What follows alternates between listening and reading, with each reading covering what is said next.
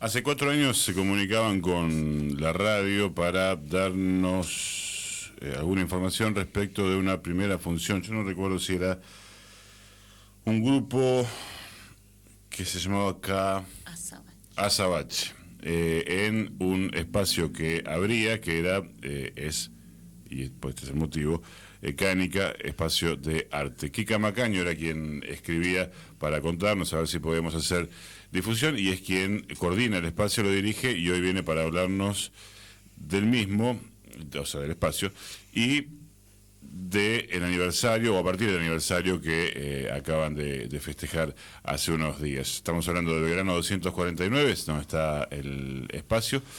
Bueno, buen día, gracias por venir. Buen día y muchas gracias nuevamente por la invitación. Y es Belgrano 249 Altos. Me piden que lo aclare porque son unas preciosas escaleras, cómodas, con descanso de madera, pero escaleras al fin. Yo creo que hay una pared que yo tengo que es una pared de... sería como de recuerdos deseables o deseados, porque uno va construyendo también su historia según lo que va eligiendo.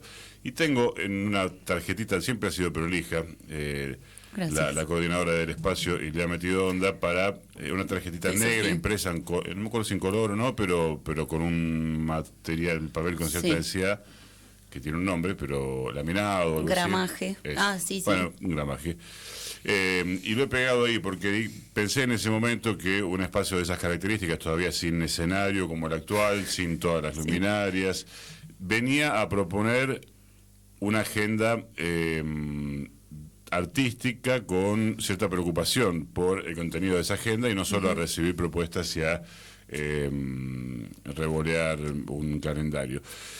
Vuelvo sobre lo que dije. Venía a proponer ¿qué cosa? El espacio. En ese momento una incógnita, en ese momento venía a proponer una invitación a poder construir un lugar que tenía ciertas premisas, y esas premisas tenían que ver con que el trabajo y la atención en lo artístico y en la dedicación a lo que allí se estuviera proponiendo estuviera de base. Entonces, teniendo en cuenta eso y también teniendo en cuenta que Cánica se gesta primero pensándolo como un espacio que tenía que ver con una galería de arte en su gestación desde el pensamiento, ¿no? Sí. Después sí, por una política cultural que había sido, en ese momento no sé si nación o provincia, pero nos había salido una convocatoria que nos hizo hacer 30 conciertos en 2 meses, porque había que hacerlos a lo largo del año, pero recordemos que abrimos muy pospandemia y recién saliditos, entonces tuvimos que hacerlos a un nivel de velocidad.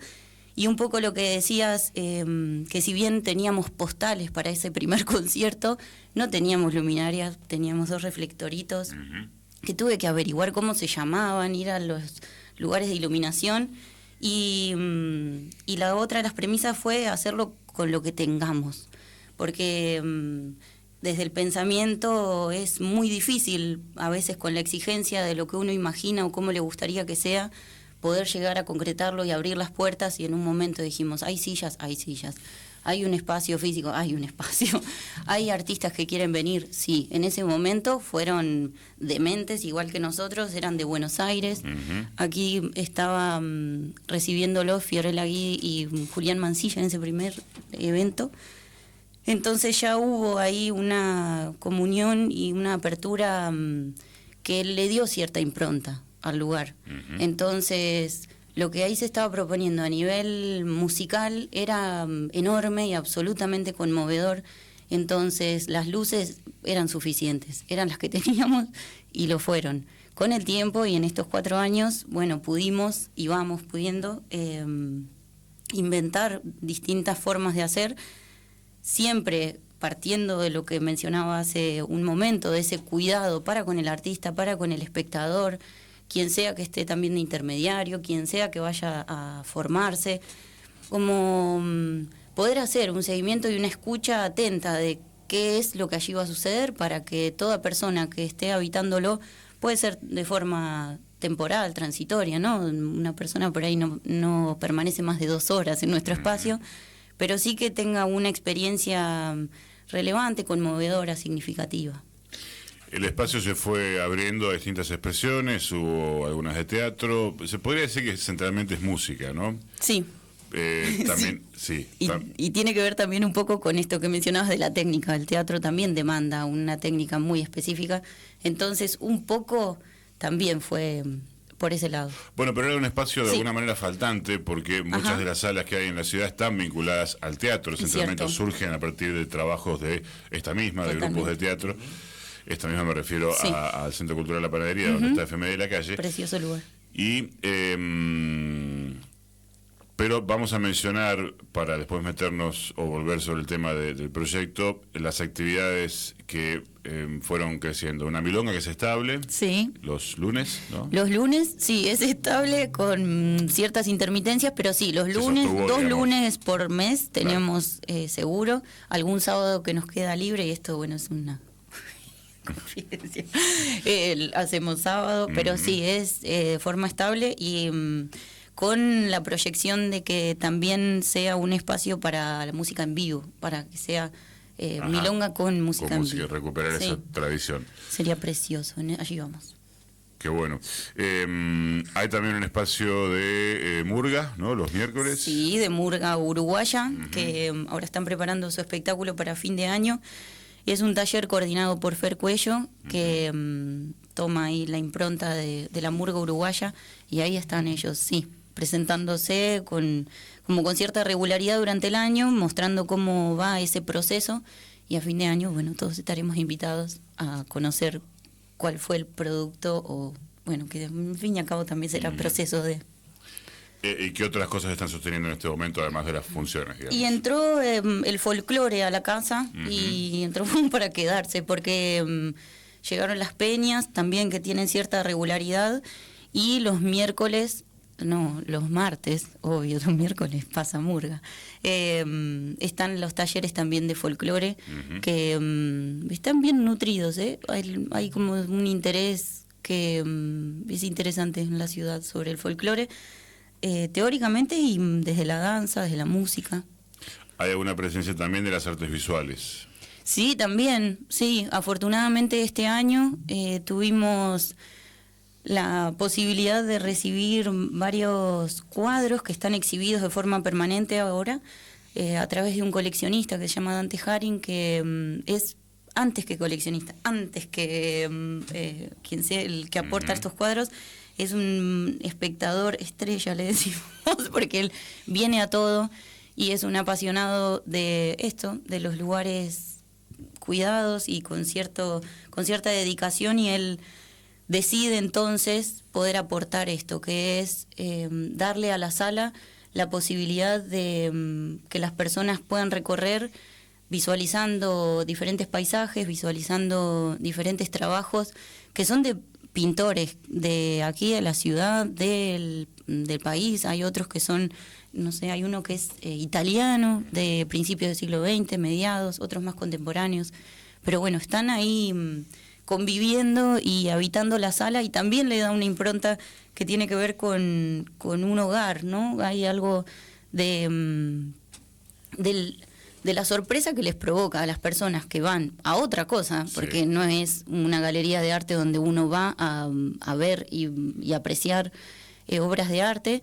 Entonces van con mayor o menor conocimiento de lo que es el arte visual, y indefectiblemente hay una transformación ahí, porque es como una ventana. No sabría muy bien cómo explicarlo, pero sí aparecen interrogantes, y para mí eso es hermoso. Además de que viste la sala, bueno, uno puede estar ahí contemplando y ¿por qué no? Viajando un poquito, sí. Los marcos, si no Esculcione y Guimar en algún lugar, ¿también los hace él? También los hace él, sí. Es un fanático y además muy virtuoso, porque son preciosos, y también hace él las bibliotecas que tenemos. Tenemos un sector de libros en circulación, donde las personas pueden traer libros, llevarse libros, sin devolverlos, devolviéndolos, haciendo lo que quieran. Lo mismo que hacen con sus amistades, no más que blanqueado. Exactamente, sí, totalmente, sí, lo tuve que blanquear. Perdón, Astor, a vos también te debo libros. Sí, exacto. Bueno, los construye y va como viendo las necesidades. Y un poquito funciona así Cánica. No sé cómo serán otras experiencias, supongo que familiares, ¿no? De centros culturales, donde hay personas que entran y visualizan necesidades o visualizan regalos o posibilidades o nuevos espacios, y entonces surge de ellos mismos también la posibilidad de aportarlo, digamos. Propuestas, intervenciones. Sí, exactamente. Estamos hablando con Kika de Macaño de Cánica, espacio de arte, que cumplió 4 años, lo festejó con un evento. Podríamos haber hecho una nota de difusión, no lo necesita, hacemos una nota más bien de reflexión posterior. Que no es poco, a veces hasta es más necesario y tiene poco espacio. En el trajín del hacer, a veces los mismos hacedores, las mismas hacedoras no tienen el espacio para pensar, y esta columna ha intentado, desde que nació, generar esos pequeños registros y momentos. Antropóloga de formación. Sí. ¿Por qué te según interesa? La Universidad de Buenos Aires. Según la UBA. Bueno, ¿por qué te ha interesado? Tengo 2 preguntas respecto a eso. ¿Por qué te ha interesado tanto el arte? No son tan complicadas. Oh, gracias. Antropóloga que se dedica a sostener un espacio donde se hace arte, se trabaja arte. Sí. ¿Por qué? ¿Qué ha pasado ahí? ¿Qué ha pasado? Yo no sé si una serie de malas o buenas decisiones, pero sucedieron, están aconteciendo. Un poco es la curiosidad, un poco es el devenir, un poco es la necesidad de hacer. Y la pregunta está constante, entonces, qué difícil igual es la pregunta. Las que me hago y las que me haces también. Un poco... la antropología ha sido para mí una forma de ver, como si fueran, como unos lentes a través de los cuales poder visualizar o poder entender o poder generar preguntas sobre lo que estoy viendo y cuestionarlas. Entonces, en algún momento han sido talleres o dar clases o diferentes experiencias que tenían que ver con el hacer. Fue en algún momento, sí, un debate para mí si hacer ya más una carrera académica o ir más como lo que llaman el territorio. Y lo cierto es que fue por ahí, a través de la investigación, paradójicamente, o no. Entonces, me encontraba en ciertos lugares, puede ser como en las ferias, en ese momento trabajaba en Tecnópolis, o mismo en los penales, donde iba a hacer investigación y terminaba en el piso haciendo, no sé, con cartón, trabajando con las mismas personas o participando en los mismos espacios formativos, y entonces me da una sensación más, no sé cómo adjetivarla, pero sí me convoca más el lugar donde se está haciendo, donde poner las manos. Entonces, un poco Cánica llega de esa forma, de quiero que acá pase algo, ¿qué hay que hacer? Entonces, sin experiencia y siempre con la decisión de que lo que no sé lo voy a consultar. Siempre hay personas que saben muy bien cómo hacer algunas cosas, entonces sin ningún tipo de reparos voy preguntando y haciendo y recurriendo a eso, a quienes tuvieron esa experiencia y bueno, y aprendiendo del error, aprendiendo de la mala decisión. Y por sobre todo disfrutando. Eso sí también fue una decisión que en algún momento tomé después de trabajar en determinadas instituciones. Pensar que por supuesto no es algo simple y no tiene que ver con un estado de alegría y felicidad permanente, porque por lo obvio no existe, pero sí poder construir y habitar espacios donde pueda compartir con otras personas que también toman la decisión de estar ahí y de hacerlo por el simple hecho de pasarla bien en un sentido más superficial y un poco más profundo. Bueno, siento yo que hay una transformación indefectiblemente. No sé si responde la pregunta, pero entiendo, y muchas veces me dicen, ay, ¿no te dedicas más a la antropología? Bueno, no, en realidad no estoy más en el aula dando clases, pero sí siento que hay un trabajo antropológico permanente en la mirada en que tengo sobre lo que estoy haciendo en forma permanente, lo que está sucediendo ahí. Yo alucino, porque decías hace un ratito que suceden diferentes cosas. Y efectivamente, a veces a la mañana hay un concierto, perdón, ojalá, quiero que haya conciertos a la mañana, lo voy a volver a decir. A la mañana quizá hay un ensayo de música clásica, a la tarde vienen a bailar, no sé, tango, y a la noche está aconteciendo lo que se les ocurra, una peña, por ejemplo, o stand-up, o bueno, y para cada uno de esos eventos hay un público absolutamente diferente. Entonces, para mí a veces puede ser más gracioso y otras veces son interrogantes también para desafiar cómo seguir construyendo, para quiénes, de qué forma y cómo se invita a las personas y a quiénes. Entonces, está ahí, está latente, como en una forma de ver el mundo, creo yo. Yo creo que para comprender la proyección de los espacios culturales, sea cuáles fueran y hacia dónde van, hay que aprender a leer las agendas que proponen.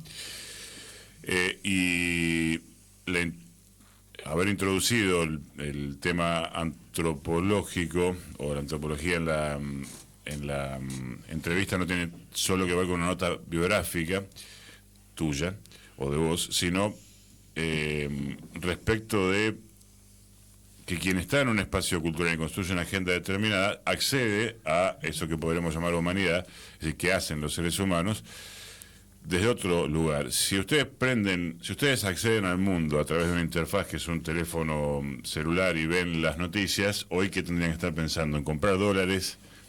No sé qué. Me tengo que aprender el celular ya mismo. Pagar no sé qué cosa. Igual lo hago, Astor, yo también pago todo, sí, pero pago todos los impuestos de Cánica. No, si no habría antropología.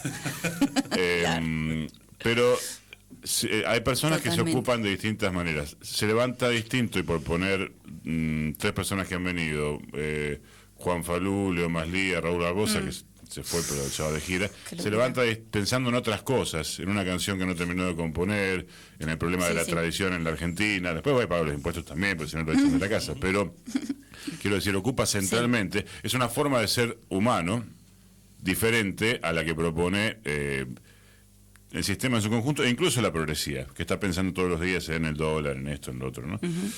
Entonces, ¿qué has visto? No voy a cumplir con... En realidad yo no prometí nada, vos me pediste que no te hiciera preguntas difíciles, pero... ya sé, igual. Estás aquí. Una trampa.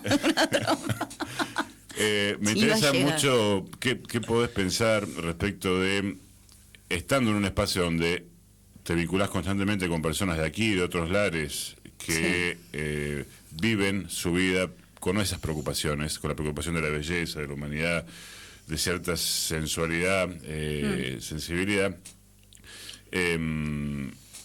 ¿Qué dice eso de la humanidad o de tus lecturas, de estar en contacto con eso? ¿Qué te surge? A diferencia de todo lo otro que ya lo vemos en los medios, ¿no? De toda esa otra agenda. Es decir,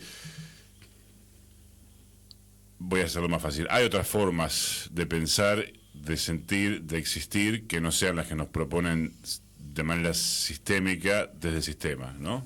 Sí.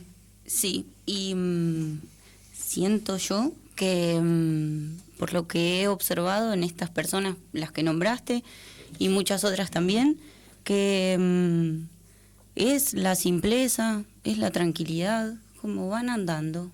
Y cada vez que entraba al camarín, o depósito, según cuando entren, pero cuando estaba Raúl Barbosa preparándose para su concierto, entraba y por supuesto mi mirada y mi preocupación ese día es si tiene agua, si en el escenario va a tener algo, a qué distancia va a estar, que no sea incómodo, que el micrófono, el sonidista esté en su lugar, bueno, todo lo que uno mira cuando está por empezar, si las luces, si la ventana, etcétera. Y cuando entraba al camarín, la única respuesta de Raúl Barbosa era: todo está bien, todo está bien. Y para mí faltaban 50 millones de cosas, que la factura, que...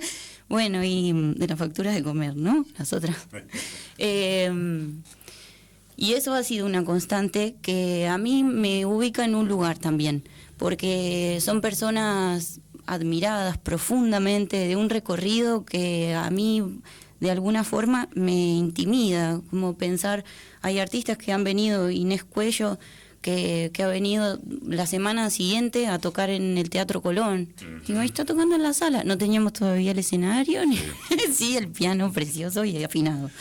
Pero, digo, hay algo ahí de la desmitificación, como de ese artista, o por lo menos que a mí me sucedía, sí, de una forma muy humana y amorosa en ese sentido. Porque es de una calma y una tranquilidad con la que andan, y así mismo en el contacto y en su relación con el instrumento, ¿no? Me toca a mí observarlo, y eso es lo que observo. Anoche, por ejemplo, me fui hasta Dorrego a ver un concierto de Milagros Caliba y me volví. Y sentía lo mismo. Como hay una conexión directa y una atención plena de esas personas en su conexión con el instrumento o con lo que allí estuvo sucediendo, de una gratitud infinita que siento que se reduce o se magnifica a esa simpleza, a esto que vos decís que es lo más humano en realidad, que es el encuentro, que esa mirada o ese reconocimiento esté de uno a uno. Bueno, no necesitan el Movistar Arena, están en una sala de 50 personas, y lo que más le llamó la atención a Raúl Barbosa cuando estuvo acá es que las personas cuando terminaba el concierto se abrazaban, se saludaban todos, y me decía, estos se conocen todos, se llevan todos bien. Y bueno, hay algo de comunidad que también se celebra. Esa es mi lectura muy acotada, ¿no? Es personal. Estás escuchando a Kika Macaño de Cánica, y estábamos haciendo referencia a cómo se vive, aunque sean esos minutos, cómo viven esas personas que se dedican a lo que se dedican. Hay personas que están preocupadas por que se levantan y que se acuestan preocupadas por que no cobraron el alquiler de un departamento, y hay otras que dicen, estando era sostenido, era natural, ¿cómo quedará mejor? ¿Cómo puedo conmover a alguien? Y son distintas maneras. Sí, son distintas maneras, y creo yo que igual se necesitan en sí mismas. Así como vino él y podía estar conectado, también estaba su productor, pensando de qué forma, obviamente con un riesgo enorme de venir a una sala independiente donde no está asegurado más que las ganas de todos de que eso suceda y el trabajo que se le pone para cada aporte. Entonces cada parte lo sabemos, ¿no? Hace a que ese tipo de propuestas y todo pueda acontecer, que los espectadores estén, que quien sea que esté a cargo de la mirada, del detalle, también esté presente. Y algo más iba a decir, pero seguí, no quería interrumpirte, Astor. Cánica cumplió 4 años, como hemos escuchado, hay proyecciones, hay ideas para seguir construyendo hacia adelante. El espacio está, en relación con ese primer concierto, muy modificado, con un escenario, sí, con una serie de luminarias, bueno, con la presencia de artes visuales, como hemos mencionado, la biblioteca, sí. ¿Y qué más? ¿Qué más? Y un piso que necesita ser cambiado, pero igual vengan a bailar, que es hermoso. Hay un piano que no es menor para una sala. Sí, hay un piano que no es menor, que de a poquito lo empezamos a despedir porque en 1 o 2 años ya encontró lugar de nuevo en su casa, que es la de mi hermana. Así que de a poquito lo empezamos a despedir. Pero porque, bueno, ¿no? El drama... ojalá que no se vaya nunca ese piano hermoso. Y sí, y siempre por supuesto va mutando el espacio dependiendo de lo que allí esté sucediendo.